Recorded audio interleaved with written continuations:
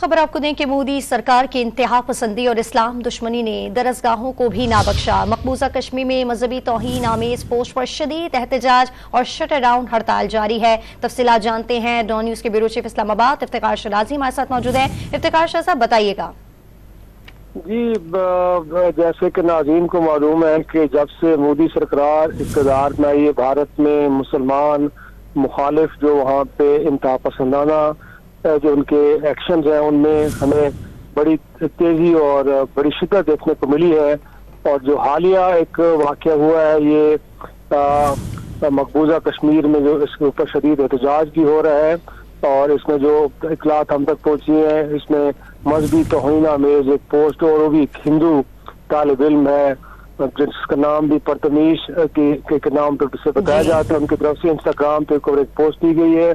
اور یہ ہندو طالب علم کا تعلق نیشنل انسٹیٹیوٹ آف ٹیکنالوجی سری نگر سے بتایا جاتا ہے۔ سوشل میڈیا پہ جو نازیب الفاظ استعمال کیے گئے ہیں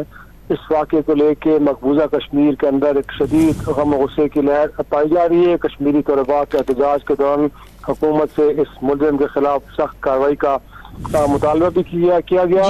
مودی سرکار نے معاملہ سلجھانے کی بجائے کشمیر طلباء پر ہی مقدمہ درج کر لیا، اور بڑی حیران کن بات ہے کہ بجائے یہ کہ ملزم کو گرفتار کیا جاتا الٹا احتجاج کرنے والے خلاف وہاں پہ مقدمات بنائے جا رہے ہیں۔ میر وائز عمر فاروق جو کہ کشمیر کے حریت پسند رہنما ہیں،